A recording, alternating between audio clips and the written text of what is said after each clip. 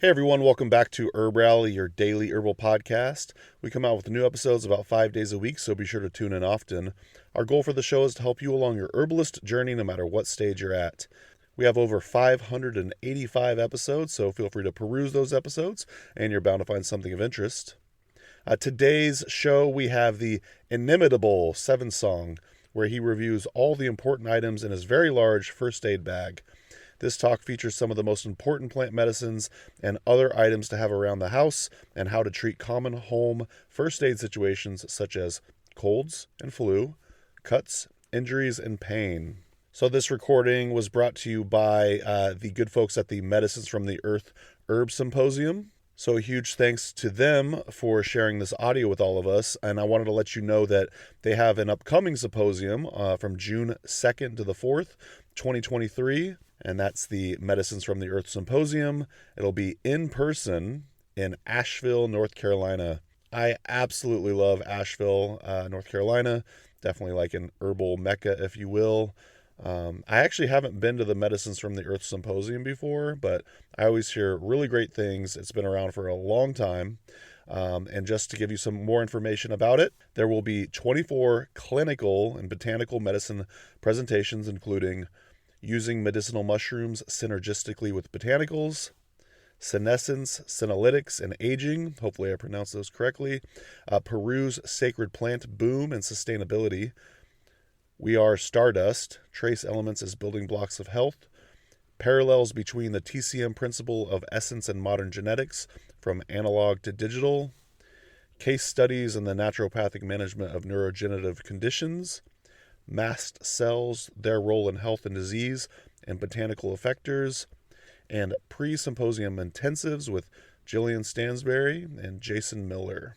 I've taken some classes with Jillian Stansberry, and she's absolutely brilliant. I'm not even remotely on that level, so she teaches very advanced herbalism, so definitely worth checking out her work.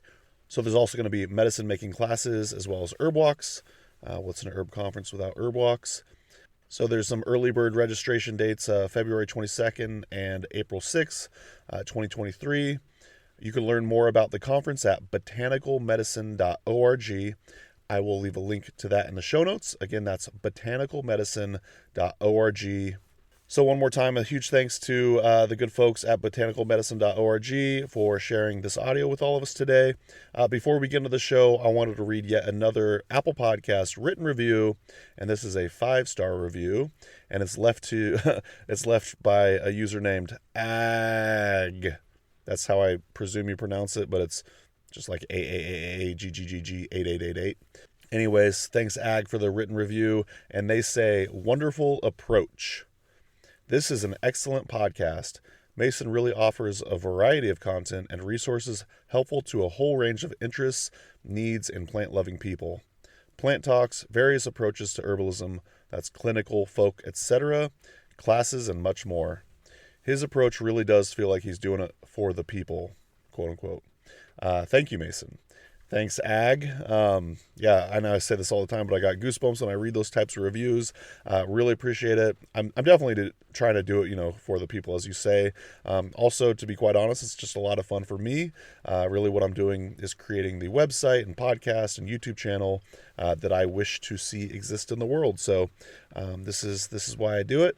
But I'm definitely so happy that a lot of other folks interested in herbalism get to appreciate it, and yeah, so thanks again, really appreciate it. If you'd like a shout out in a future podcast episode, please consider leaving us a 5-star written review in Apple Podcasts or your podcast player of choice. So all right, enough of that. Also wanted to say, if you'd like to help support the Herb Rally podcast, consider becoming an Herb Rally Schoolhouse member. It's only $10 a month, and in exchange, you get exclusive access to classes, monographs, discounts, and such. If you'd like to try your first 30 days for free, you could use coupon code PODCAST at checkout. You can learn more at herbrally.com/schoolhouse. We just came out with a new class with David Hoffman. Katia Preciado, a Menarda class with Kyle. And these are like video classes, but it also contains downloadable audio and stuff. And there's just a whole range of other classes inside of the schoolhouse as well. So huge thanks to our 200 plus members. Your support really means the world to me and Amanda and our family. And enough of my rambling. I'll get on with the show today. Oh, I did want to mention a huge thanks, to the Medicines from the Earth event, but then also thanks to Seven Song as always for providing these amazing classes. So learn more about Seven Song at the number 7 song SONG.com. Seven Song's been very instrumental in my herbal education. I've taken numerous classes with him over the years and can't highly recommend his teaching enough. So sevensong.com, and I'll leave a link to that in the show notes as well. All right, thanks again. Talk to you tomorrow. Bye. A little bit of housekeeping before we get into the show. The content in this podcast is for educational and entertainment purposes only. It is not intended to cure, diagnose, treat, or prevent any disease. This information has not been evaluated by the Food and Drug Administration. We are not doctors, nor do we play one on the internet. Please seek advice from a qualified healthcare professional. Okay, MC Calico, take it away. Yeah. Smoking herbal blends. We need some mullein and some kush, my brethren. While listening to Herb Rally podcast again. Herbalism at its finest with Mason Hutchinson. Yeah. Recorded at Medicines from the Earth in June of 2015. For more information on our conferences, lecture notes, books, and recordings, visit our website, botanicalmedicine.org.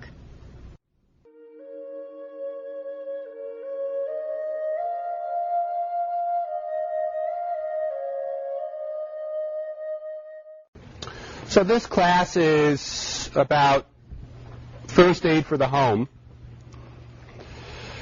And I'm going to make it very practical. So that's my goal of the program for today. So in some ways practical means simple or basic, because I'm not going to be explaining much about the chemical constituents that do what they do. Often, frankly, I don't know.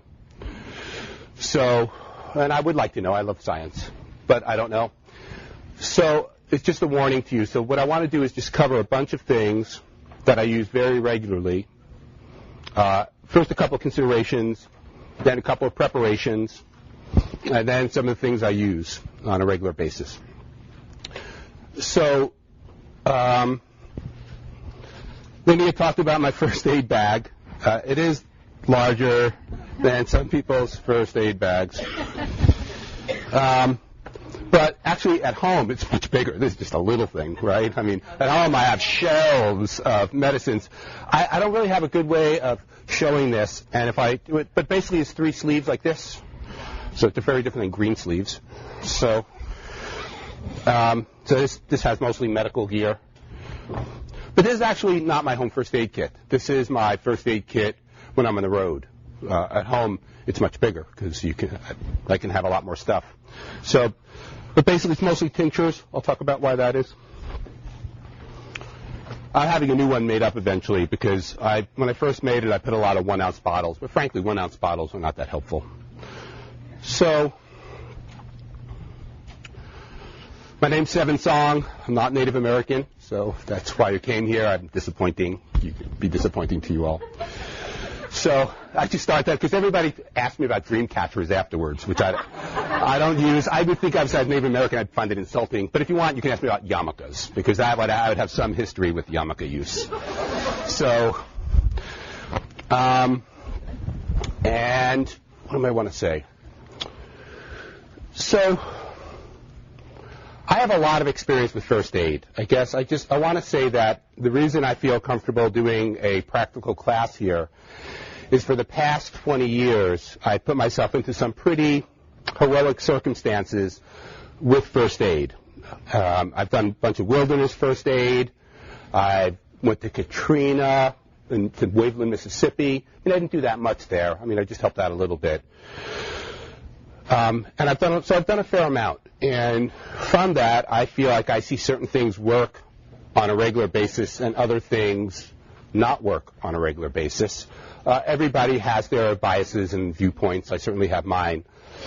Most of the things, pretty much everything except for one or two things, will be all about plants that you can gather or at least buy. In other words, practical there as well.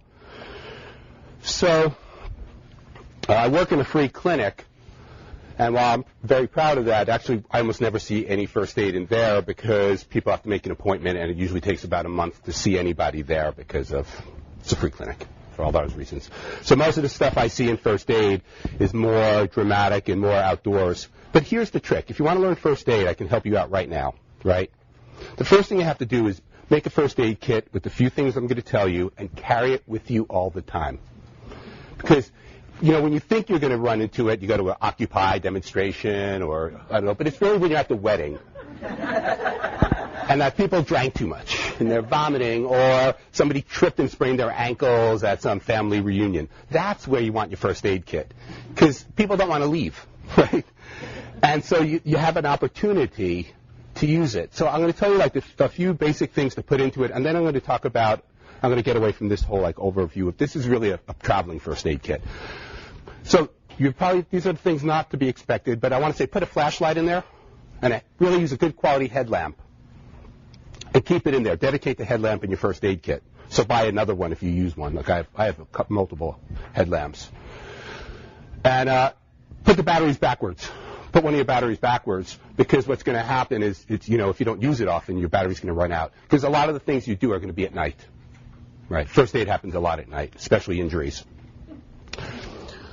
Second thing is, there's really no order here. I would put about 5 pairs of gloves, disposable gloves. Latex-free if you have them. Make sure they fit your hand. I have medium-sized hands, but large just barely fit them. And then I would put some Band-Aids, because there's really no substitute. It's really, you can put plants around people and it looks great, but it doesn't really work. I mean, it's really nice. You could pack it with milkweed cotton. I mean, but really the reality is it's just bloody and it falls off. So, you can do the plantain thing and tie the stem around. But really, put some Band-Aids and get some vet wrap. Vet wrap is also called Coflex or elastic Band-Aids if I have some. I'm not going to answer questions about this quick thing in the beginning. I'll show you what this is, because I really want to get to herbs for your first aid. But this is called vet wrap or Coflex. Vet as in veterinarian. It's used a lot for animals. It's a self-adhesive wrap. Hopefully it's not this dirty when you buy it. But it holds bandages on. It's not sports wrap, which is often called ace wrap. It's not that. That's thicker. You can do this, but you have to wrap it a lot. It's a waste of money. Actually, if you want that, I would just get ace bandages. But this just holds bandages on. So especially things like burns where you don't want to put tape on, or staph infections where you don't want to put tape on, buy this. It's about $1.20 a roll. If you buy like 30 rolls, it's about $1 a roll. No, it comes in many colors, and I often ask people what colors they want to be, because I never assume what colors people want. I mean, I'm a non-assumer with gender and sexual orientation and colors. You never know who wants the pink, who wants the purple, who wants the blue, who wants the black. So I do have a variety of colors, and sometimes I dress them like the flag of their favorite nation. I mean, you can definitely have fun with the colorful, much more colorful than sports wrap, which is all a beigey color. Sports wrap color. All right. So put these in your first aid kit because they're really useful. And one more thing you might want in your traveling first aid kit, then I'm going to come back to the home, is a bandana or a face mask so that you can work with people who have respiratory infections, which are very common, and not pass disease back and forth. So disposable gloves, because it's very possible to pass disease. You can pass yours to them, right? It's not just them to you. And that way, if somebody has hepatitis, you just put on gloves. Then you can work with them. You don't have to be fearful of whatever disease they have. Make sure your gloves don't have rips, right? But really, I mean, you want to work with a wide variety of people, and if somebody has a sickness that's transferable through blood, it's no problem. I would say wear gloves working on anybody who has open wounds, unless you touch them a lot. I mean that. So if they're a lover of yours, child of yours, somebody where there's a lot of fluids going back and forth. But if it's somebody you don't know, gloves. It's really much safer. So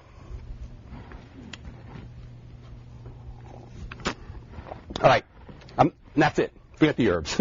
They're secondary here. Now we'll get to herbs eventually. All right.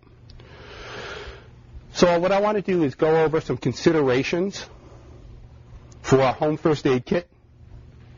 Then I want to go over some categories. And then I want to start talking about some preparations and then some herbs. I'm sorry that I don't have a handout for this yet. I'll eventually have one. It'll be on my website, which is sevensong.com. But it'll probably be another 3 months, frankly. I've been working on it for a while, and I'm not even close. So, here we go. Number 1, have everything ready. Because you won't be able to do it. You won't be able to use herbs. If you want to use anemone for panic attack or black cohosh for skeletal muscle pain, if you don't have it, you can't use it. And often these things happen at night. And it's expensive when you buy them in a store. So buy them when they're cheaper or if you make them yourself, either way. So you can just have what you need. And what you need you already know. Like, what do you treat your kids for? What do you treat yourselves for? What do you treat your partners for? So do it now. Like when you get home, you think, oh, every time my son has an allergy, I have to go buy lobelia, right? So one time you might have an attack and you don't have it. Then you're going to, I am pro-drug. I mean that absolutely seriously. Like I am not anti-albuterol, right? I work with doctors. I think there's an absolute place in our world for drugs. I think they're amazing, frankly. But there's a lot of herbs that help too. So it's not an anti-drug rap, but if you want to try herbs, you have to have them available. It's easier to get drugs than it is to get the herbs. That makes sense? So have them stocked at home.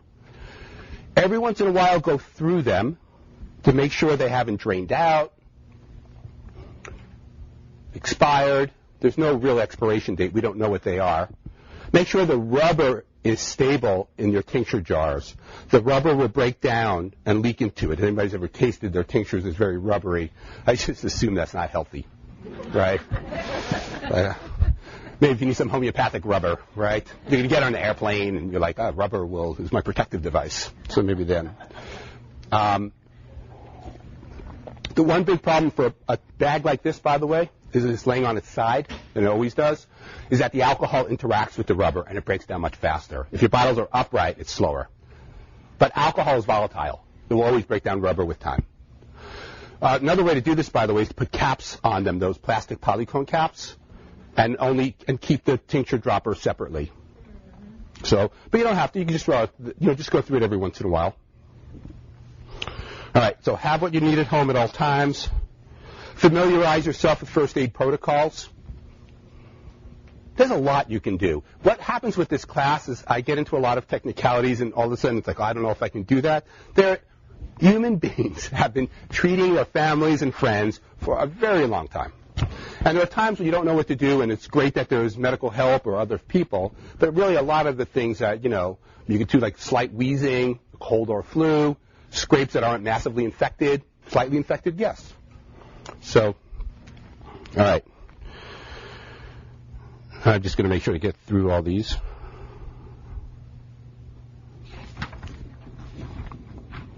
Keep a checklist of what you have and use it. That way, if somebody let's say somebody's having a lot of anxiety and you're like, oh, do I have Tulsi tincture? You can look and see if you do, rather than spending 45 minutes with your family or friend panicking, wondering if you have it. I would say keep your labels really clear. I use a machine called a Dymo. It's very simple. It's like the label printers that people put out labels for envelopes. They work great, and they're really clear, and they don't use ink. So when alcohol goes on them, it doesn't destroy them. You just look up Dymo print label. Dymo, D-Y-M-O. Hunk. Everything that I spell out always seems like it should have that Amoco hunking noise. So again, I'm going to, this kind of stuff I'm just going to kind of push through, and then I'm going to go slower on the herbs. But having clear labels, a lot of people, I think, become herbalists so they can make labels. Raise your hand. Admit it. Raise your hand if you like being an herbalist because you like to make pretty labels. I don't see a single hand up. Nobody? Come on, do it. Raise your hand. Be label proud, right? I like them. But they don't last long, and often there's all this other information. Might not be as important. All right. So 10 first aid classes, and then your normal. Have phone numbers. Have phone numbers of contacts of herbalists, not medical people as well. But if you know somebody who's an expert at something, or just good, expert's a kind of an overblown word, somebody to contact. Keep a first aid manual nearby. So slow on this one. Avoid panic. This is going to sound a little bit weird, but most people don't die fast. And when they do, right, they are, right? Honestly, I mean, so it sounds a little bit nasty or something, dark. But a lot of things, people, I mean, if you know what a heart attack looks like, that's a great thing to know, because then people do die fast, or certain kinds of asthma, people can die fast, or anaphylaxis. But rarely does like an infection go septic to death in a quick amount of time. So it's really helpful. So our interactions with our patients, which might be your family or friends here, matters. And generally, they're a little panicky. They have a big splinter in them. They got stung with a bee right above their eye. They sprained something and it hurts a lot. And how you approach that definitely matters. So I want to suggest just avoiding panic as much as possible. In fact, being reasonably calm. So that involves two things. It means if you know a little bit of what you're doing, it's easier to stay calm. But even if you don't, like I don't always know what I'm doing, but I know how to do less harm, and I know often how to sort out really bad damage. That's what I'm good at, right? So if somebody comes in, they got stung by a bee next to their eye, and they're really freaked out, I can look at it and think, this is just a lot of swelling, it's a local reaction, it won't affect your vision, if that's true, right? I'm making up a scenario. So that's one thing. So it's being confident that you won't do the wrong thing. And the other thing is, most things don't progress that fast. So there are a few things, and you should know them. Heart attacks, anaphylactic shock, some kinds of asthma, breathing difficulties. But it really matters. Like if you come by, and here's the other part. Their pain is not your pain. So it's difficult, like with your children or somebody you're close to, but you really have to, sympathy is helpful. Empathy can be a drag, right? So sympathy is like, I feel bad, I want to help you. Empathy is like, I feel all your pain, right? But actually you don't. This is your body, that's their body. It doesn't mean you don't feel bad. Some of you will have a hard time because you're reactive, and you will be. And there's advantages to being that kind of person, but really it's not your body. And if you're reacting, it's hard to treat. So good boundaries help. I feel like doing that whole good fences make good neighbors thing at this moment, but I'll avoid that. Learn some of the local plants around you. I'll talk about some of them. Learn about fevers. I'm not going to go into it. Just learn about fevers.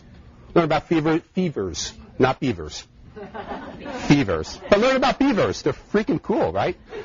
Who doesn't enjoy beavers? Actually, I often don't when they build a big dam near you and everything gets changed. So learn about beavers and fevers. And then there's always beaver fever, which is another name for Giardia. It's true. It's true. Giardia is called beaver fever. So, and then if you're German, like Liebe Biber, like love beaver, and that just gets weirder by the moment. Learn some simple bandaging techniques. Always helpful. Learn your dosages.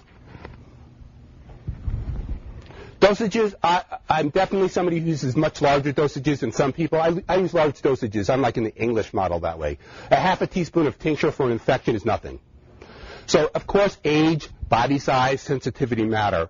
But learn about dosages. It really makes a huge difference. And I would say for a lot of first aid stuff, unless the herb is really dangerous, large dosages, meaning 2 mils, 3 mils, for a teaspoon is 5 milliliters. Let's use that. A 1 ounce bottle is 30 milliliters. There are definitely things that a half a bottle, 15 milliliters, 3 teaspoons, is common. Some kinds of infections. So I don't want to go right now into the differences, but learn about dosages. And remember, there are 2 forms of dosages, right?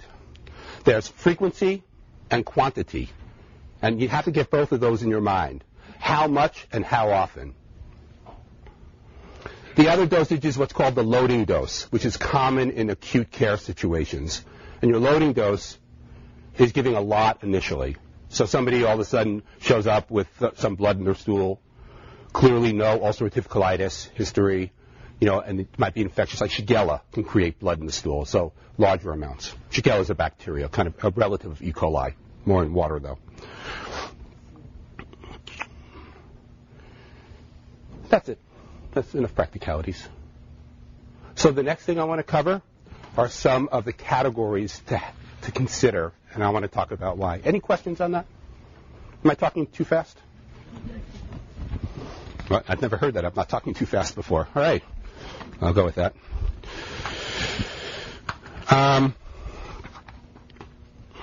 So it's really important to learn some categories.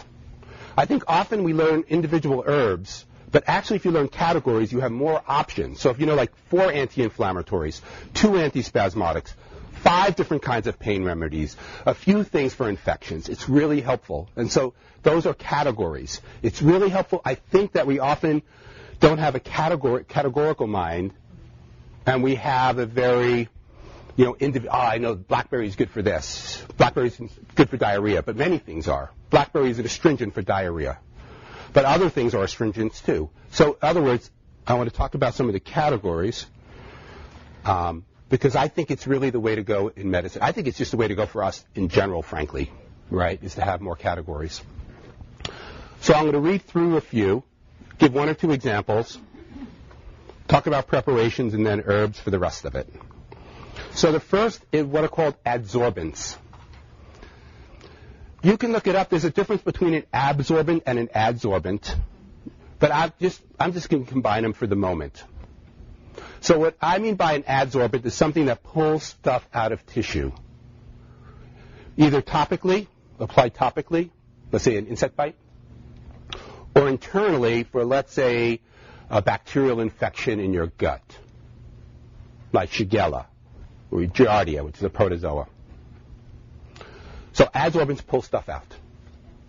The most famous adsorbent in my mind is activated charcoal, which I'll get to, and then clay, which is not as good but has some benefits, less expensive, more common.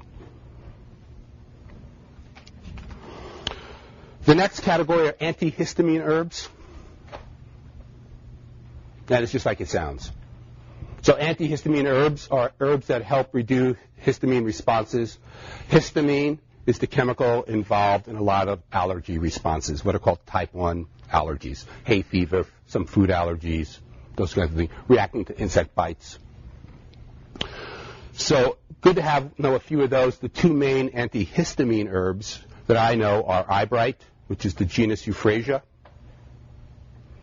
And I'm not going to talk about it right now because we'll spend the rest of the time. And ragweed. Yes. Yeah, don't stop that. Ragweed. Genus of ragweed is ambrosia, which is just weird, right? That ragweed creates a lot of allergies. It's also helpful. I'm going to come back to it. But those are my 2 favorite antihistamines. I am not a like cures like guy. I think that things kill stuff and reduce it. But in this case, it's a plant that helps and creates problems. I guess you could also whip yourself with willow and then take willow as an anti-inflammatory, right? Things that kill infections. There are 5 major things, there are 5 major infections that we as human beings get. The herbs are sometimes different. To go through them quickly would be bacteria, the most common, followed by viruses, protozoas like Giardia, fungi like molds, tinnias, and then worms, the helminths like pinworms, roundworms. So all of those are parasitic infections. There are some, I tend to focus, so mostly the most common are bacterial and viral infections, and at home, those are definitely the most common. I guess it depends where you live. So if you live in the tropic, molds are much more common. The fungi, the fungi don't live as well, and I'm not sure here, but where I'm from, we have much less fungal infections. So there's a lot of them, and they all work a little bit differently. So I said this previously. A lot of the herbs clearly help kill some bacteria. So bacteria might be staph infections, strep infections, E. coli infections, Shigella. These are bacteria. These are very common bacteria. I'm not saying that any of these things work all the time. They don't. We're very fortunate to live with antibiotics. We're very unfortunate to live in a planet where people make decisions one or the other rather than let's just use a lot of different stuff and use common sense. That's the problem. But a lot of the herbs also seem to act antiviral. And a lot of times it looks like the same plants. I would say like Oregon grapefruit, the genus Berberis, and the barberries on the East Coast are both antibacterial and antiviral. The mechanism of action is probably having novel compounds, things that you don't normally take, stimulate white blood cells. I don't know which novel compound. Novel just means something you don't usually put in your body. Not a lot of people drink Oregon grape for fun, right? It's pretty bitter stuff. Not a lot of Oregon grape smoothies in the morning, some pineapple, some strawberry, some Japanese barberry just to kill it because it's a weed around here, right? I often think the best revenge on weeds is to eat them and use them for medicine, right? So that's a large category. So things like yarrow are anti-infective, Oregon grapefruit, echinacea, myrrh, propolis, golden seal. I use more Oregon grapefruit and barberry than golden seal these days for all the reasons that you imagine. In other words, it's not a common plant. And the people who are growing it are getting poached these days. I have one person I was getting golden seal from for years. Somebody came when he was gone for a few days and just poached all his golden seal, right? That's happening more and more. I mean, if you know growers, it's just becoming very common to get poached. Friends of mine, all their ginseng is getting, well, ginseng is like crazy amounts of money. So that, anyway, there are herbs for those people who poach, by the way, but that's the secret dark class, right? You can always use grapevines as nooses. I mean, there's a whole bunch of stuff, right? That's a whole oleanders, right? Small amounts of aconite. The tourist smoke goes in their face, and then they start wandering all over the place into the grapevine thicket, into the smilax. All right. Antispasmodic herbs.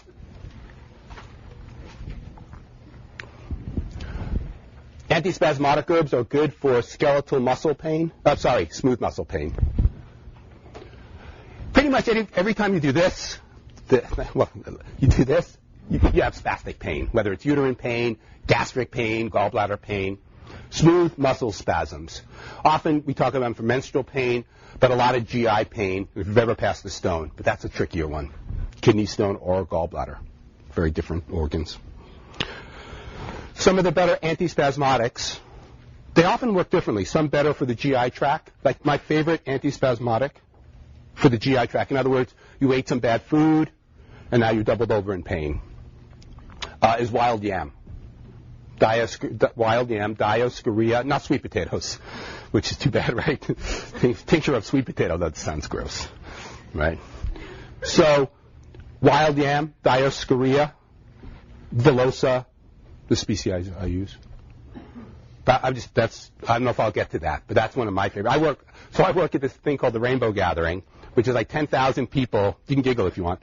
It's about 10,000 people, and a lot of them are just wasted. And while I don't really enjoy being around wasted dialogue, they hurt themselves all the time. And that I love, right?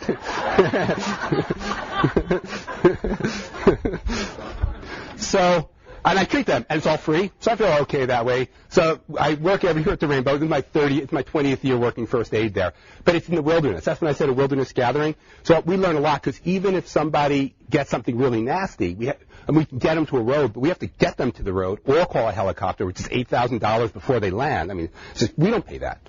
But, I mean, it's expensive and not easy. And sometimes they don't want to land. There's all these tents. So it's true, because the propellers, right, whatever they're called. So what I want to say is a lot of my experience is there, and what we have there is often a lot of diarrhea and a lot of people eating food that they've brought camping and it's gone bad. And so they're just hungry. You're hungry. You open up the hummus, you go, and you're like, and you smell it, but you don't really smell it. You're like, I'm going to smell it, but you don't. You're like, you just put your nose to it, and it's fine, right? But actually, if you smelled it, you'd probably pass out, right? Then you eat it. Then you get gut spasms. So, what I'm trying to say is, beware of hummus.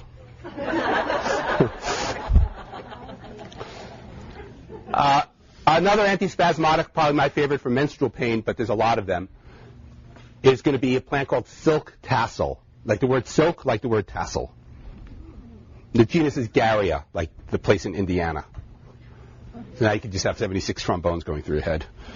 Garia is the genus of it. Garrya. Or Garyya, one or the other. Garia. But there's a number of antispasmodics. Cramp bark.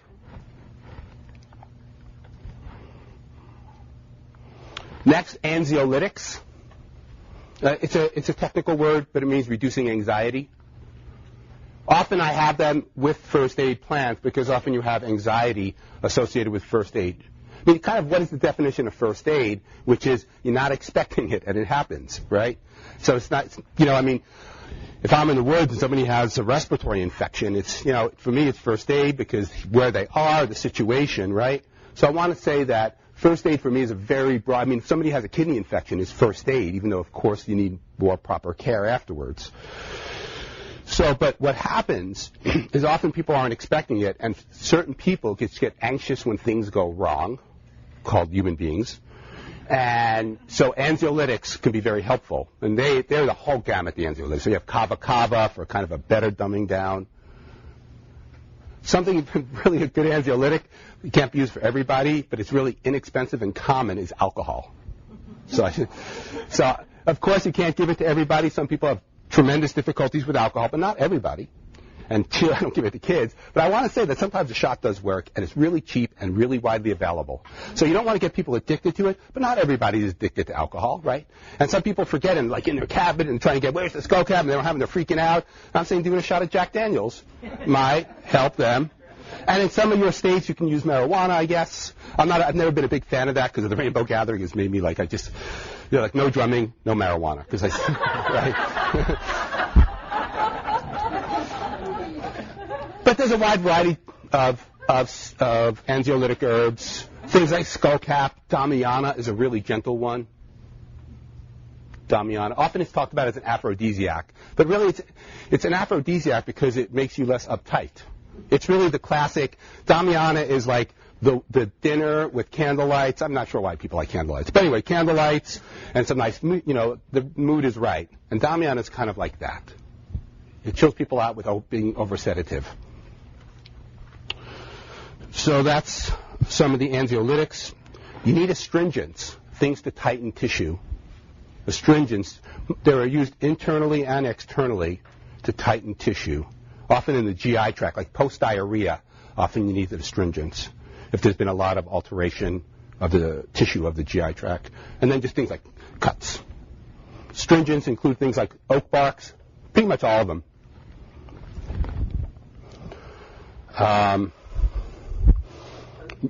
Oat bark. No, oak bark. But if you see oak bark, I'd love to see it. It'd be like a jackalope.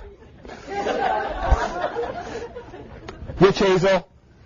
That stuff you buy in the stores is alcohol. I don't know what it really is. I think there's a tree nearby, and they just call it that. There's very little in there because it's mostly alcohol. But witch hazel, yerba manza, if you're more of a southwesterner. Yerba manza with an S.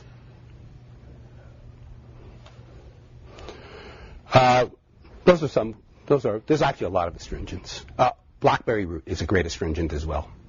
All the rose family, what Michael Moore called the arphas, another rose family astringent. He was a big influence with me, Michael Moore. Another rose family astringent. All right, a few more. Demulcents. Demulcents are things that have kind of a mucousy texture.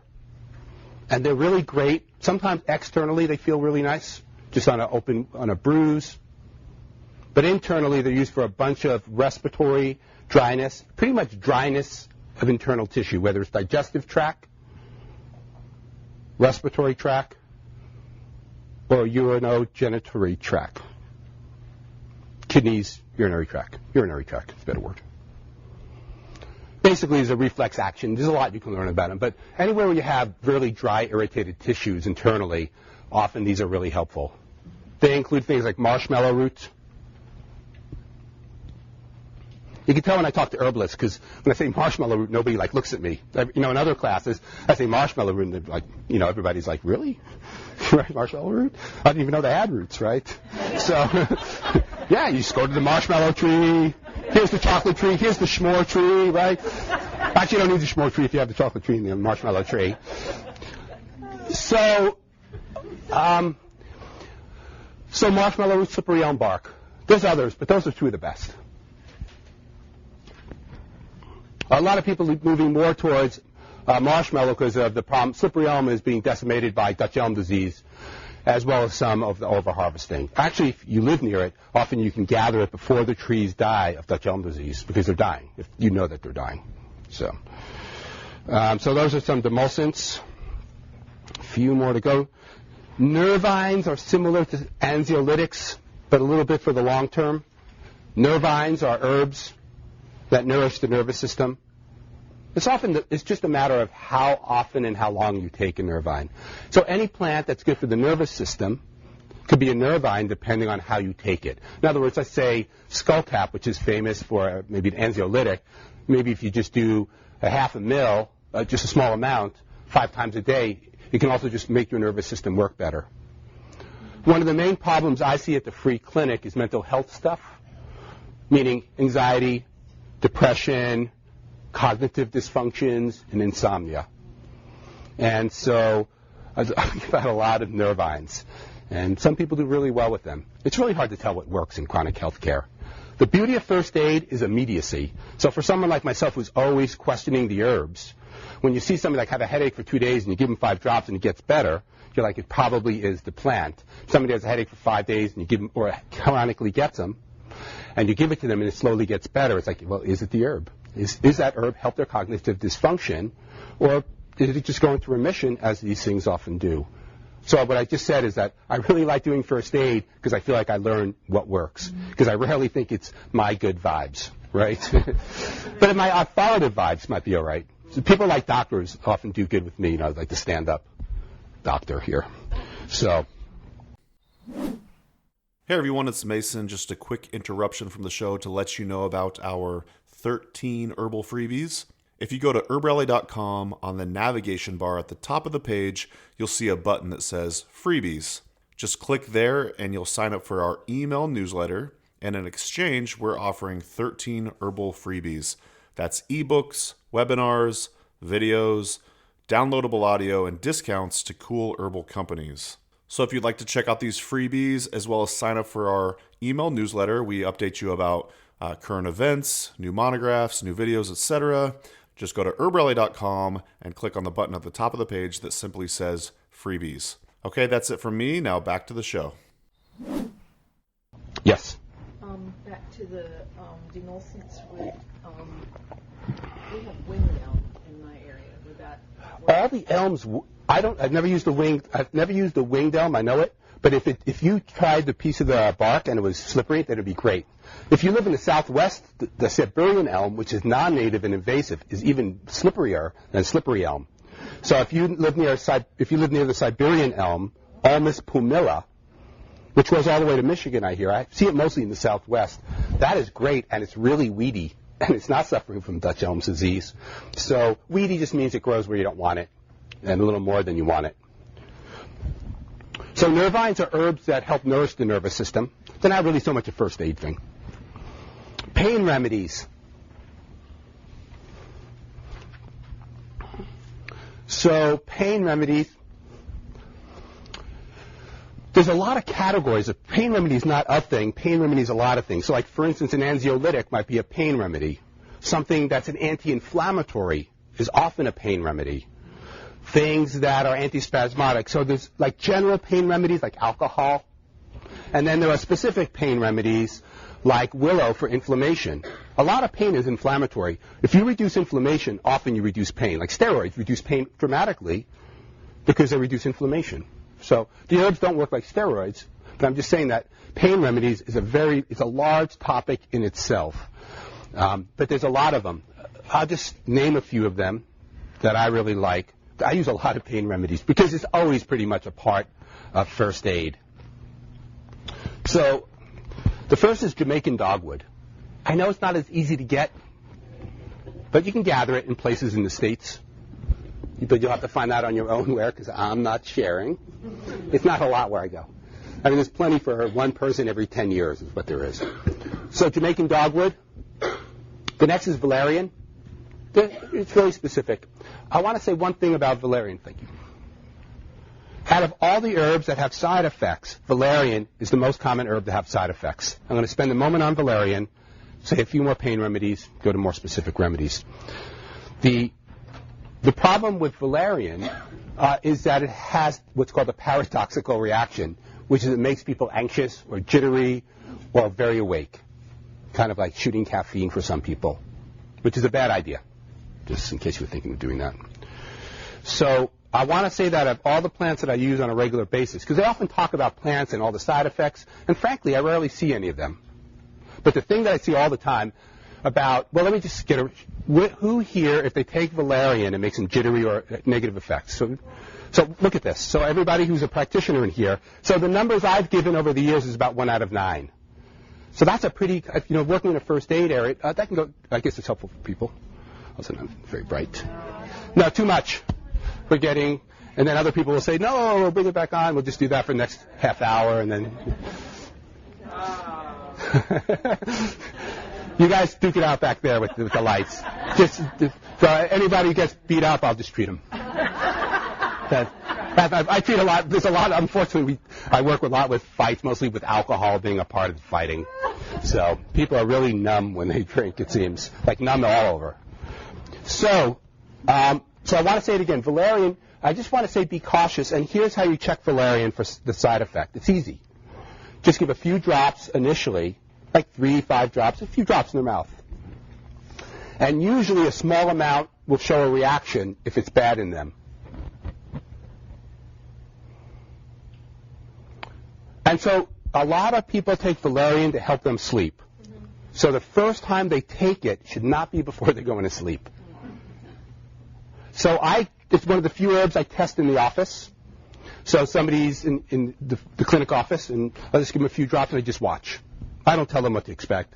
It's not a taste test. Valerian is kind of in the middle of horrible, right? I mean, herbal medicine basically goes from disgusting to horrible, right? I mean, when we're like, no, I really like, and like, yes, that's true, you really like. But none of my patients, like about 60% of my patients are first-time herb users. Like I'm the gateway herbalist. So I'm always trying to get them to take stuff. And like you're like, oh, peppermint. Everybody loves peppermint. It's like, no, people like Dr. Pepper, not peppermint, right? So I don't give them Dr. Pepper. But I'm saying is like some people you have to help encourage these weird flavors that often people get used to with time. I mean, I'm sure probably the first time they drank Dr. Pepper was like, what is that? So where did I go? How did I get to Dr. Pepper? Testing valerian. Thank you. So just try the valerian. When you try herbs with people, most people scrunch their face because it's gross tasting. Ignore the scrunchy face. Really, I'm telling you. When you give them a few drops, they do this, and they're like, that's weird. Right, exactly. So, but ignore the first face, and then if they just get a little more agitated, just watch their body language. If they're, I think it's helping me, and you're like, oh, sorry. Then you're like, I'm so sorry. Let me give you a shot of Jack Daniels. No, I don't. No, I never do that. No alcohol in the free clinic except in tinctures. So valerian is the most common herb I see for side effects. Be careful. Just try it. Just try a few drops. It's not a horrible side effect. It's just people get agitated and wakefulness and start shooting people, and then they vote for Rick Santorum. So, and we know we're trying to help avoid that at this point. Don't worry, I'll say something about Democrats in a minute just to even it out, and then maybe Bernie Sanders, which I think we should actually just vote for. But anyway, I'll try to say I'm a Yank. What can I say? Anybody with a New York accent. So, all right. So, pain remedies, there's a lot of them. And people are very idiosyncratic with their pain remedies. Some people skullcap will do nothing to them, and other people skullcap will knock them out easily. So you just have to try and just keep seeing what the dose is for them. I think most of them are relatively safe. But let me just name a few of the pain remedies that I use. I got a crowd in the front here. So again, anti-inflammatories and antispasmodics. A lot of the anti stuff. Skeletal muscle relaxants. Since I'm in subcategories, let me go into this. So skeletal muscle relaxants are things that help for tight muscles, for back pain. None of these things work all the time. I mean, if it did, there'd be like a whole industry taken out of business, like for things like back pain, shoulder pain. But basically, so smooth muscles are those muscles that do it on their own. Your uterus, your digestive tract, right, gallbladder. Skeletal muscles are the ones that you have some voluntary control over. So things that you can move. And then some skeletal muscle relaxants that work okay. So I'm talking about reducing like tight body pain. These are really good, by the way, if you're a massage therapist and working with people beforehand to help relax them. And so some of them would include, my favorite is probably pedicularis. I will say that again. Pedicularis. So it's just like it sounds. And some people call it lousewort.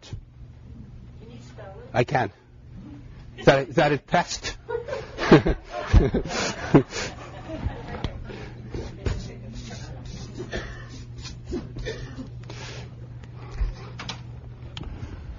I don't use the one that grows here, but many people do. The lousewort that grows here is called Canadian lousewort.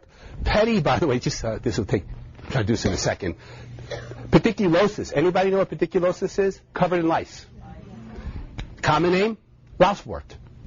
Lousy is meaning covered with lice. The word lousy has changed over the course of time. It used to be if you were full of lice, you were considered lousy, full of lice.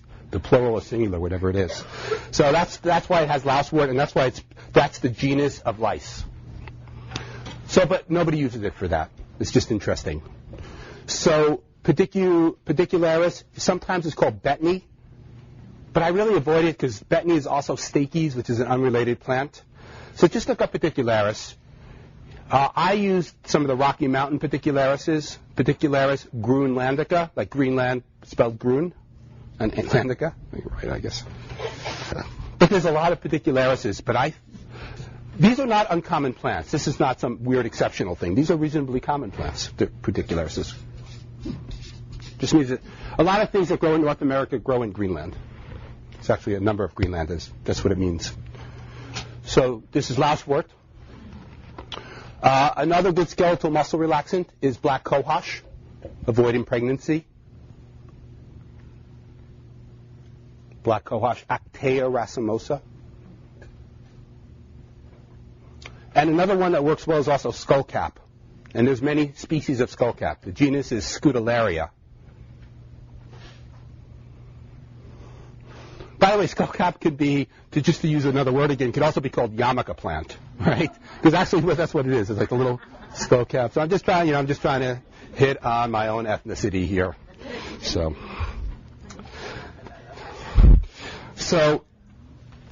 what I just did is we're in pain, and I just gave some skeletal muscle relaxants. A really odd pain remedy that sometimes works when nothing else does is Lobelia inflata. It is the weirdest of plants. It's idiosyncratic is what it is. And sometimes, I'll give something and it helps a little, and I'll just mix a little Lobelia inflata, which is pretty much always called Lobelia. It is also called this rabbit tobacco, but who has ever seen a rabbit smoke? Raise your hand. Who has ever seen a bunny rabbit smoke, right? At the rainbow. That's true. They have their own camp. The bunny rabbits. They're right next to the radical fairies. Yeah. I buy Lobelia. I think it's one of the plants that works better fresh, though it works okay dry. But Lobelia inflata, it grows down here, but it's actually a little more common where I am. And while it's native, it grows in, if you log a road, The first year it doesn't grow there, but like 2 or 3 years later, often you'll find a bunch of lobelia in a logged road, and then like 2 or 3 years after that, it doesn't grow there anymore. It's an annual. So I gather my own lobelia in flower and seed pod. I'm a huge fan of lobelia, and I'll spend a moment on lobelia. But it's often an idiosyncratic pain remedy, especially if it seems like the person has just weird, spastic movements. Like there's pain and their body is just tense and moving around. You can try it with anybody. It's a pretty safe herb. If you give a crazy amount, they could vomit, but we've had vomit circles with it. I've tried to make people vomit. It's not that easy to get volunteers. But it doesn't do it easy.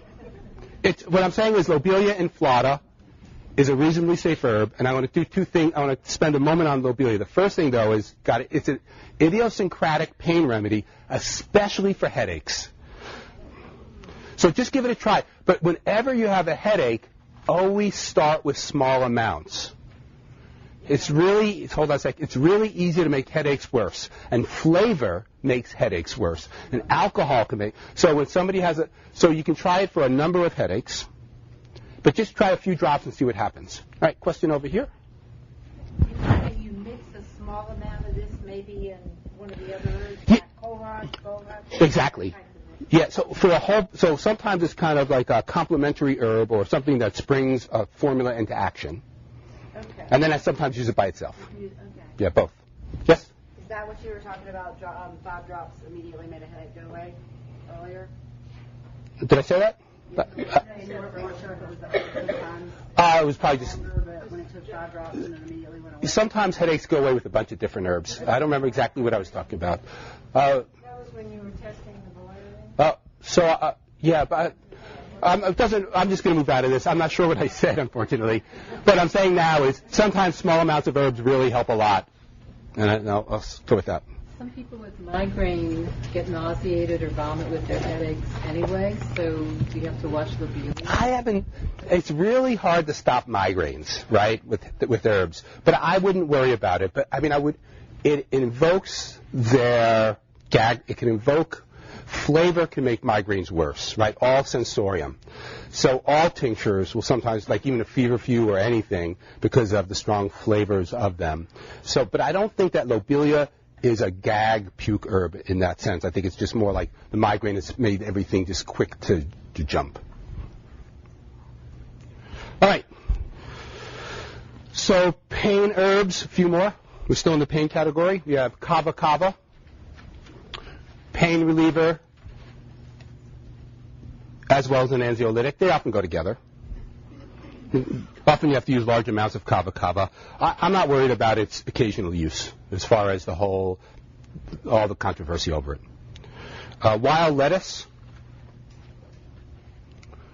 Wild lettuce is a genus Lactuca. Wild lettuce. Actually, garden lettuces, when they bolt, do this a little bit too. Garden lettuces. So, hold on to questions. So garden lettuces, you can juice them sometimes, but they have to be bolted. It's the latex in the lettuce that's the medicinal part. So on my website, under handouts, I have a whole long spiel about how I prepare wild lettuce. It'll take about 20 minutes to say, but it's just you have to make it strong, and it takes a little while. It's basically a bunch of compressing and tincturing, but it's on the website. Just look up Lactuca preparation, and it'll show up. So wild lettuce is a good pain reliever. And one more to put in here is hops. The more I use hops, the more I like hops.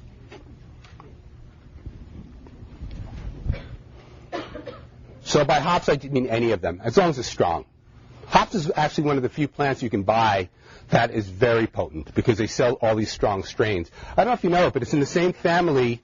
It's in the same family as marijuana, right? They're both Cannabidaceae. They both have separate male and female flowers, and the female flower makes a resin. So what it is, I think we're way focused on pot. Like I'm not, or cannabis, whatever you want to call it. But I think new plant, we want it legal, which is great. All plants should be legal. But there's so many other plants, and we just spend all this time and money on marijuana because it's an industry, right? So I'm not a fan. I just think, why not work with hops, or why not see what nettles really does if we give some time and money to it? So it's not, but the legal thing, I think they should just be legal. It's just a silly reason to go to jail. So hops, All basically the varieties are really helpful for pain, but they can be sedative. Sedative means, a little bit of decreased cognitive function. You're not thinking as clearly. Don't operate heavy machinery, that whole thing.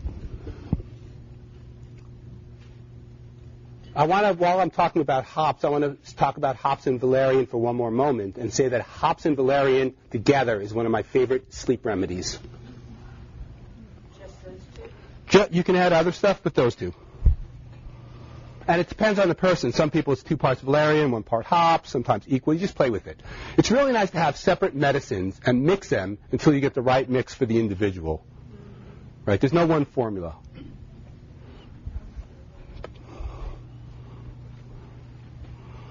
Those are a number of pain remedies. And that's about it for categories. Any questions on that? Hand up? Yes? What about topically things like bacteria rainbow gathering, like a ganja salve or oil vetiver or peppermint? Because, for me, I use peppermint during a migraine. That's pretty much the only thing that I find for me that alleviates it. But I just had a question on vetiver for. I don't know enough about vetiver to talk about it. It's not something. It's funny. Vetiver is used a lot in Nicaragua, and it's actually called valerian there. It is. If you go to Nicaragua and you look on a label, it'll say valerian tincture, and if you look what's in it, it's actually vetiver. So it's just used there because valerian doesn't grow. This is common. I mean, I've gone to farms in Nicaragua that grow medicinal plants. So, but I don't have experience using it except there. Ready? Yes. I was just reading the other day about pedicularis. Does it become parasitic? You have to be careful for growing around. Do you have any concern about that? So the question is, pedicularis is now in the Orobonchaceae. It used to be a Scrophulariaceae, now it's an Orobonchaceae. For those who know botany people, the Orobonchaceae is a family of plants that are what are called hemiparasites. Hemiparasites means that it grows on other plants, but it makes chlorophyll. So basically it extracts some nutrients from its nearby plants, but also produces its own energy through sugar through photosynthesis. And so hemiparasites have relationships, meaning so their roots are attached to other plants or attached to fungi attached to other plants. And so there's concern that they might pull stuff up from one plant and take it in. So in other words, let's say that, just an example, that pedicularis was growing near a veratrum. I don't know if you know, veratrum is one of the most poisonous plants in the East. That it might solidify or take its constituents and put it in there. So I do have some concern. There's only 2 studies I've ever seen on it. You can look them up. If you go into PubMed, it's actually in there, about pedicularis pulling up from other plants. But it doesn't look really. So if there's poisonous plants really nearby, I do not gather from it. And so the one plant, like where I gather pedicularis, often it grows near a plant called corn lily, which is poisonous in the Rocky Mountains. It's a very common plant because the animals won't eat it. So there's often fields of it where they graze. So corn plant, it's also called false hellebore. The genus is veratrum. It's another veratrum, which means true. I'm not sure why that is. False hellebore is actually an odd because vera means true, so it means false true. So I do have some concern for it, Abby. So I avoid it if I can. But often we don't know where they're growing on. It's in botany in a day, and they're talking about it growing near Senescence, which I obviously. I'm not sure. So I'm going to hold off. It's a whole discussion. The Senescios are sometimes rich in the things called pyrrolizidine alkaloids like comfrey. And then there's a whole question of are they available through root systems? I don't know. Any other questions, though? What's that? They might grow on it. Poison hemlock, so water hemlock is uncommon, so that's pretty easy. Water hemlock tends to be near water, where a lot of the plants I gather aren't. But it could grow with poison hemlock, and it's uncommon. I've never seen any pedicularis yet near a poison hemlock. But if I saw that, like if I saw, here's some pedicularis and here's some poison, I just wouldn't gather there. Also, if I'm digging it up, I just don't want pieces of root. But it's possible. It's possible. I haven't ever heard of a poisoning, but it's not. We don't report those things well because we don't know what to look for, right? So what I want to do now for the next half hour is cover a bunch of remedies, and a lot of them I've already put into categories, so I could just say this category.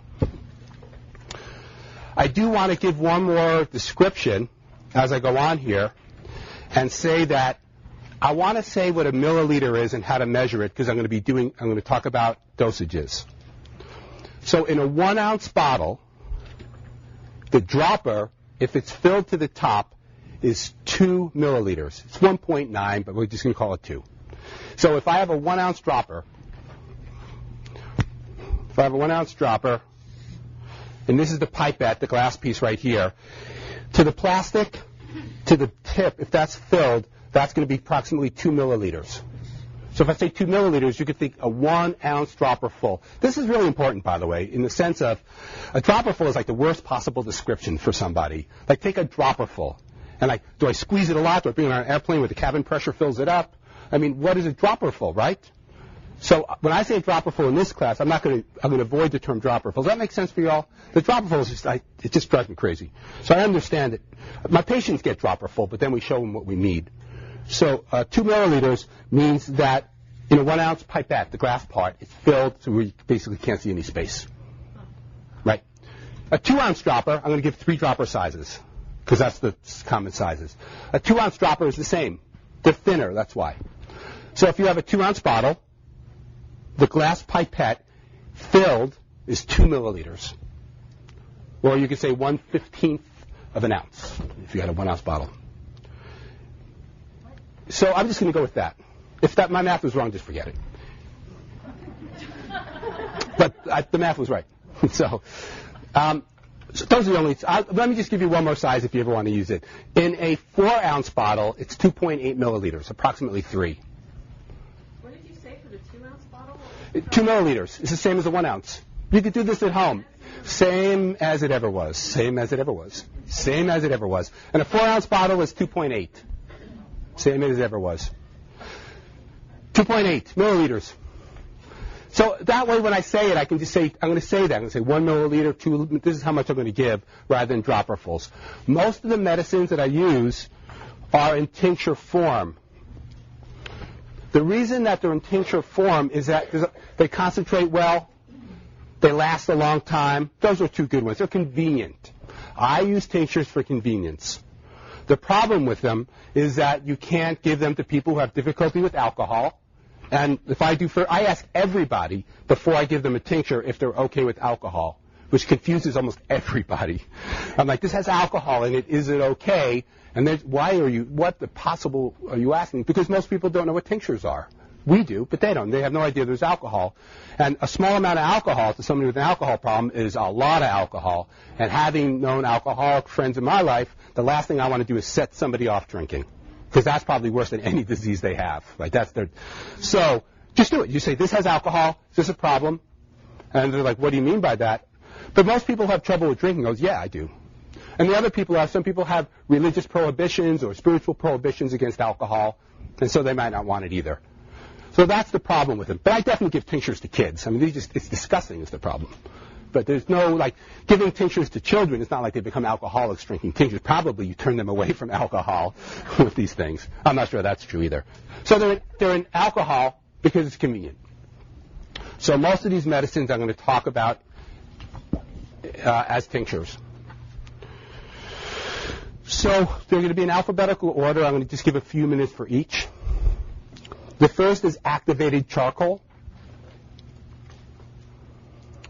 Activated charcoal is burnt organic matter done in a special way that you can read about elsewhere. But it is different. Activated and charcoal are different. Activated charcoal is just stronger. And you can learn about it. It's easy to read about these days with biochar and a lot of other things being popular. But I think activated charcoal should be in everybody's first aid kit. It's one of the first things, especially if you're traveling. So activated charcoal is an adsorbent. It holds stuff tightly to it. It makes molecular bonds with a wide variety of different constituents, including some bacteria, some of the endotoxins, the bacterial waste products that create problems. To put it in non-technical terms, if you ate bad food and you're vomiting, well, you can't give it while you're vomiting because it's grainy. So you ate bad food, You vomit a little, now you just have really bad diarrhea. Activated charcoal is what I would recommend. It won't help with viruses, so if you're vomiting due to a virus, but it doesn't hurt. Activated charcoal is reasonably inexpensive. I buy it from buyactivatedcharcoal.com. Just go to their site. I buy the wood, the hardwood. It's the cheapest and the best. It's cheapest. So I'm just saying I buy it in bulk, so it's much cheaper. I go through a lot of activated charcoal. So again, activated charcoal is safe. It's just messy. And you give it people of all ages. And what it does is it makes bonds with stuff.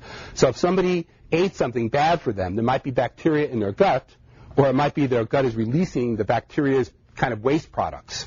And it'll absorb those pretty well, and they'll make a tight bond, so when you poop the activated charcoal, it'll come out. Basically, it bonds with stuff. That's the easiest way to say it. Just be aware that if you take it, in the amounts I'm going to tell you to, you're going to have black stools. And you know that old black stool in morning, so there's nothing like that at all. So hold on a minute. So activated charcoal will give, and people, if you do medical work, you don't really want to see black stools, right? Because it could be, blood. It could be occult blood. But it's not. It's just the charcoal. So just let people know, after they take activated charcoal, they're going to have black stools. And you can put it on topically for any kind of infection to pull it out. It doesn't work for everything. Things like staph infections, you need multiple kinds of herbs. I'm not going to cover staph. But activated charcoal is something to pretty much always consider internally and externally for a wide variety of infections, but never viruses, because viruses are too deep in. So, question here? No, Yeah, this might be a silly question, but if you didn't have activated charcoal, would it be reasonable to use charcoal? It definitely is. Yeah, definitely. So when you burn wood, you get two products. You get ash, the gray stuff, and charcoal, the black stuff. Just chew the black stuff. Chew the charcoal, but never briquettes, right? Don't ever. Not even. So hold on a minute. Let me keep going. No, it doesn't touch poison ivy because it's a type 4 allergy.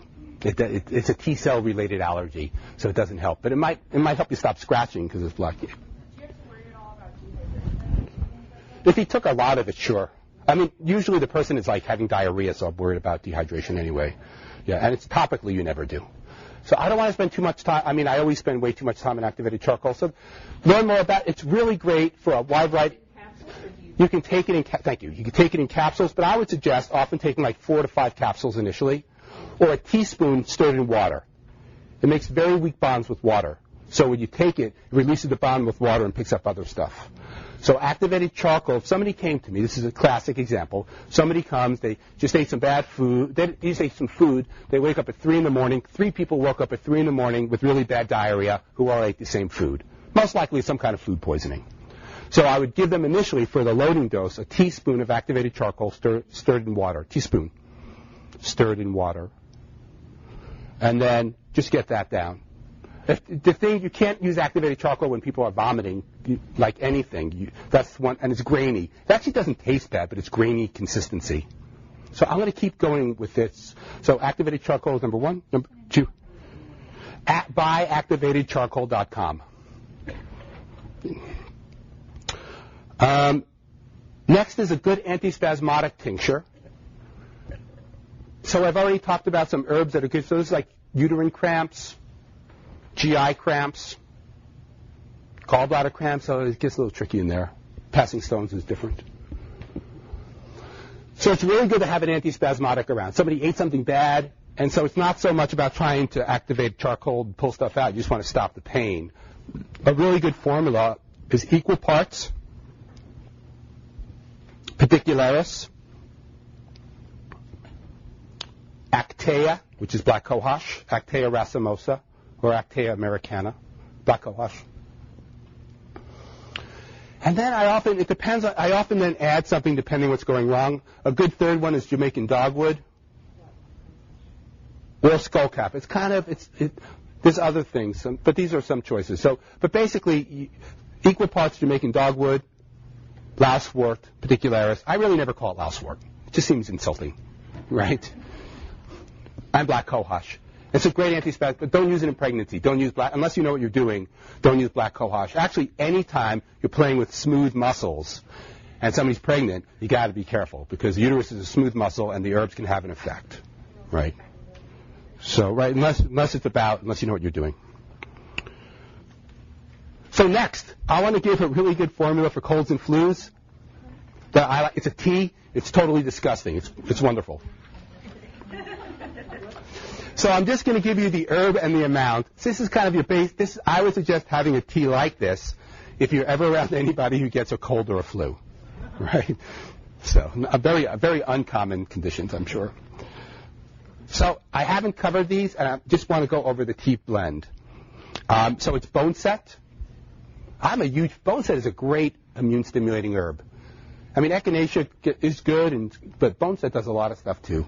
And around me, it's much more common. In fact, echinacea doesn't exist outside of gardens. So I'm going to give you the parts after each herb. So 4 parts bone set.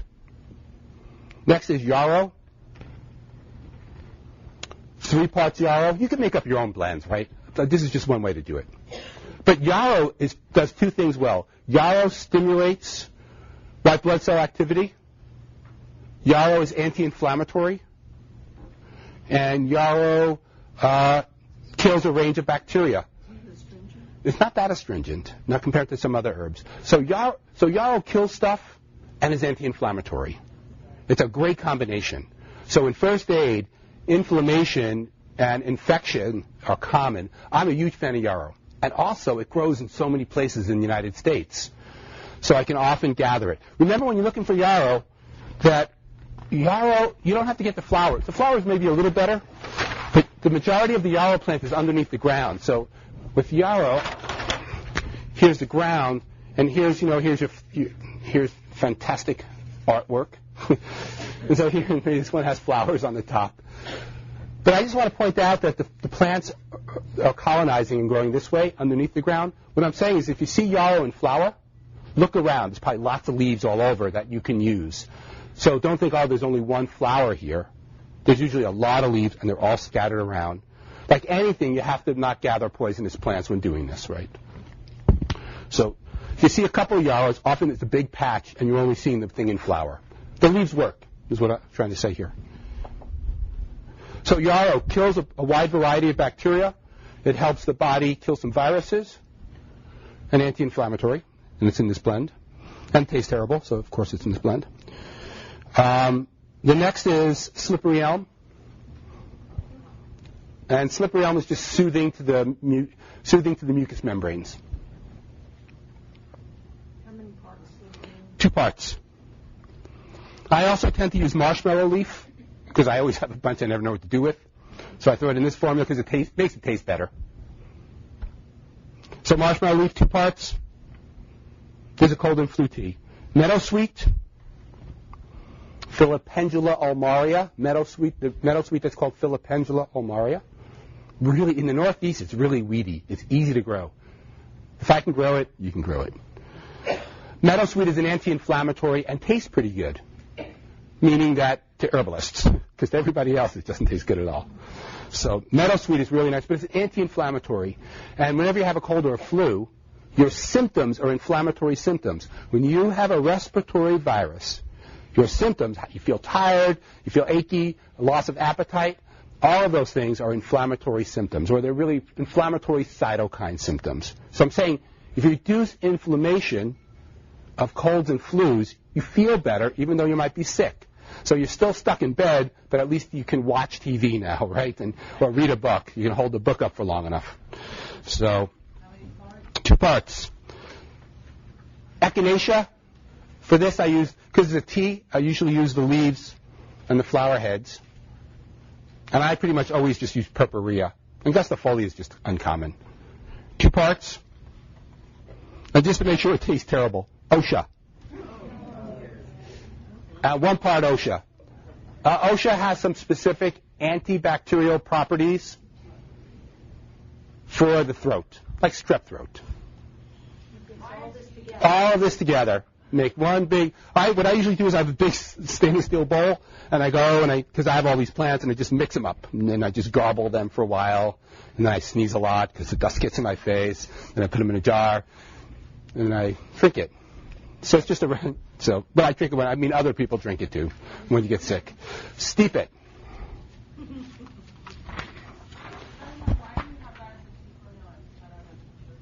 because I have to say something that's a tea. Otherwise, it's all just tinctures. Otherwise, I feel like I'm part of the tincture industry. No, it's just because I find that it works better because I'm also doing tinctures. I just feel like adding some teas when you're cold, when you're sick. Like all the bitterness is stimulating. I think the flavors add something to it, right? The heat might as a diaphoretic. But I just think it's helpful. But also people are doing tinctures usually. The other thing, just to say it, if you have a really bad cold or flu, if you take a lot of willow tincture, it works as an anti-inflammatory, which will reduce some of your symptoms. Again, you're still sick, but you feel better, which is good. I mean, we just get sick and die. And in between, we have moments of lucidity, right? Right now, many of you are having your good moment, but tomorrow, who knows, right? Whatever, there's the back again, right? Bad hair day, we got that rash. I might be a little jaded working in a free clinic. That's not true. I've always been this way. I'm not jaded. I'm cynical. They're different. You become jaded. You're born cynical. So I'll keep going with some more herbs. I wanted to say, because I just love talking about it, I do work in a free clinic that's mixed modality, and I'm an unlicensed herbalist, and I'm determined to stay unlicensed. So, and we can do it. Like, I am a part of a clinic with doctors and nurse practitioners and other folks too, acupuncturists. I'm the director of holistic medicine. So I want to say that it's possible, and it's expensive. Like, last year I spent about $7,000 or $8,000 giving herbs to it. I also get donations. Mountain Rose has been particularly really good about it. But this is possible. We can make herbal medicine really accessible rather than just, because nobody's going to gather their own plants. People who don't have a lot of money, right? You're just like, learn 5 new skills and gather some medicines, right? And you're in between your 2 jobs, just gather some plants, right? It's so easy. So I'm saying that often it seems patronizing to tell people who are already very busy to then make their own medicine. So I think we are the providers of medicine, right? It's like, I can imagine my auto mechanic will just fix it yourself. I'm like, I haven't ever replaced an engine, sir. Can you please help me with that? What is that thing? That's a bolt. So I'll say it again. So these are possibilities working in free clinics. It's amazing. It's to give people who have never used herbal medicine plants and watch how much they hate the flavor, but to see many people get better and just realize there's just options in life, right? That's really what it is. It's not like you have to use herbs, but like most of us have learned narrow paths, and you just explore the bigger path, and many doors open. It's not just about taking herbs. All right. Next is echinacea. I would say echinacea is way used and way good. I really think that echinacea is one of the better immune stimulants, especially as you're getting sick rather than when you're sick. It stimulates a wide variety of both adaptive, if you know these words, and what's the other? Innate immunity. Basically, echinacea is good for both wounds and for infections. But large amounts, teaspoons. Make your own. The best way to get echinacea is just buy the fresh root, if you don't grow it, from Pacific Botanicals, who are a great company. So I think so, right? Nobody pays me to do any of this stuff. Actually, Linnea pays me a little bit to do this stuff. So meaning the person who puts this conference on. But Pacific Botanicals grows it organically. They've been like organic forever. So I'm really a big fan of, just look them up, Pacific Botanicals. And then you can order like a pound or 2 of fresh tincture and then make it. I'm going to give you the numbers. Just write them if you want to know them. And then I'm going to keep going. Tincture your fresh echinacea root in a blender, in a Vitamix, if you have it, 1 to 2, 95%. It's a great tincture. Just if it doesn't make sense, I'm going to keep going. But tincture your echinacea root, 1 to 2, 95. And make a gallon if you can, right? Because that way you can just give people, that way you're not nursing these bottles of medicine because you don't have much, but you have to have enough money to buy the alcohol, and you have to be over 21 as well. So, next, lobelia tincture. About 10 minutes. I'm just going to keep going like this, whatever this is. So lobelia tincture I mentioned for one thing, but it does something else really well. Lobelia is by far the best bronchodilator in the herb world. There's a bunch of uhs in here. So lobelia inflata, I think it works better fresh, but dried works okay, but fresh is better.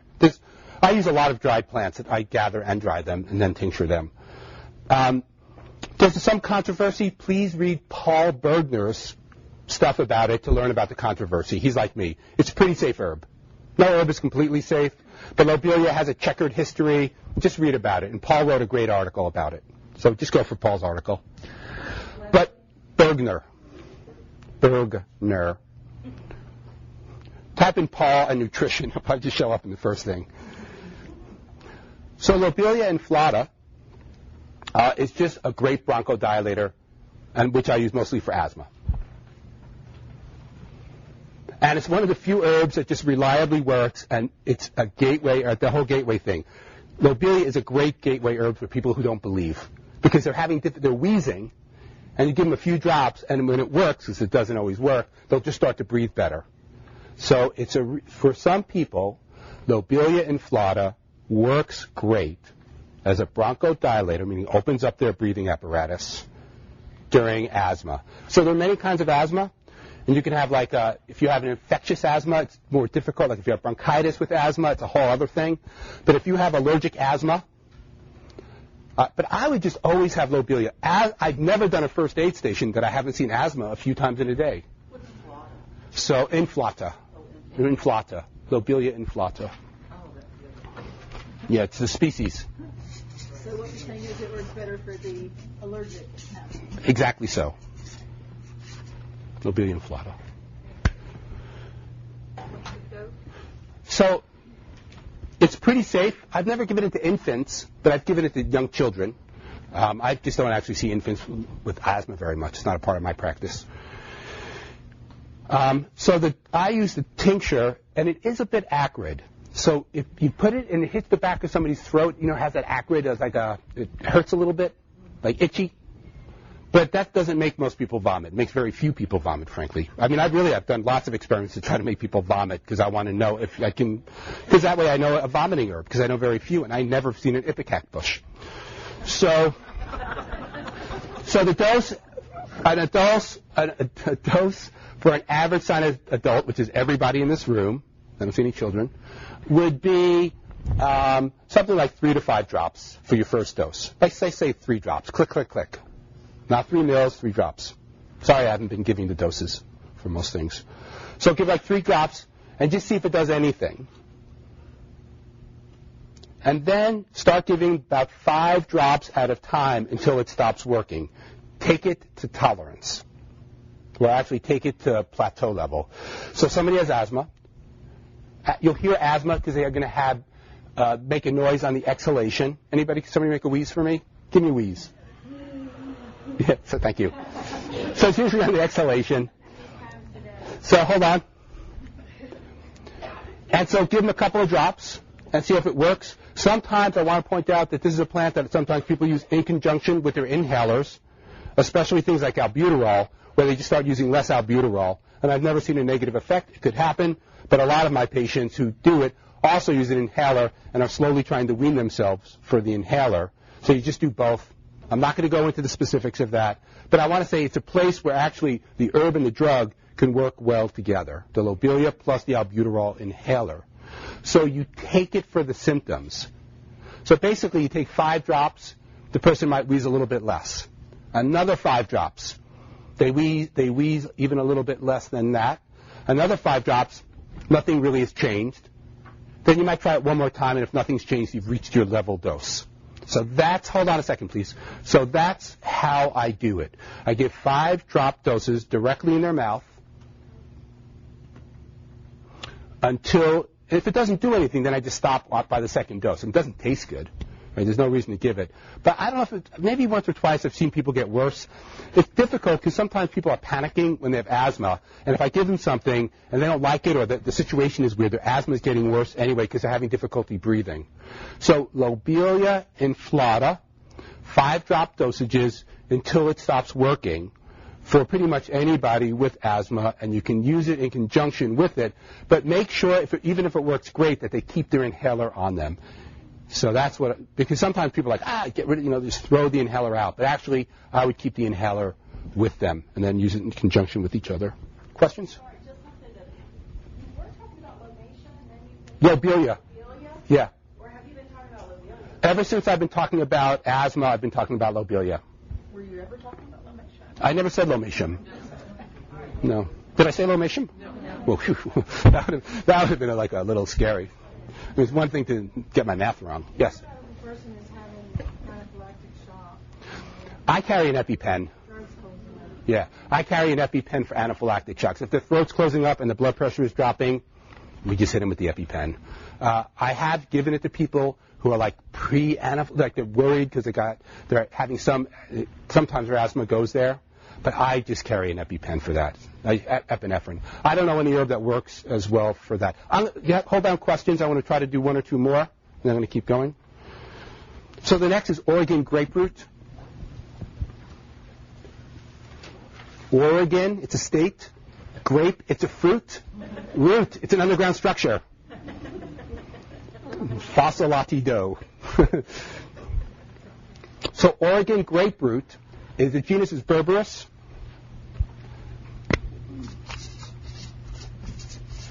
And you can also use your Japanese barberries. The really weedy, I don't know how weedy it is here. Where I'm from upstate, it's a really common weed. I would use these in general like a lot of people use golden seal, and I don't think it's a replacement. I think it's just good on its own. I use Oregon grapefruit and barberry, genus Berberis, for a wide variety of infections. And I think they work great. I use them in tincture form and sometimes tea. It's hard to make a salve out of them. So if somebody has an infection going on in the body, really bacteria or a viral infection, stomach flu, some kind of skin infection like a staph infection, I'm not saying it clears it all up, but I use a lot of, I suggest gathering these things, like echinacea, making a pile, because it needs large doses. It's like a teaspoon dosed herb, 5 mils at a time.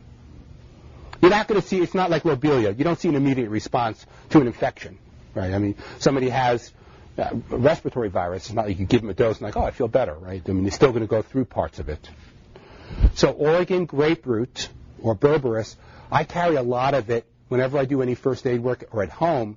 If I just see like somebody comes in and they just look like, I don't know, they have a cold or a flu, it's one of the first herbs I give. I often mix it with yarrow. Yarrow? Yes, yarrow. Achillea. So let me finish off with one more. What should I do? Propolis tincture.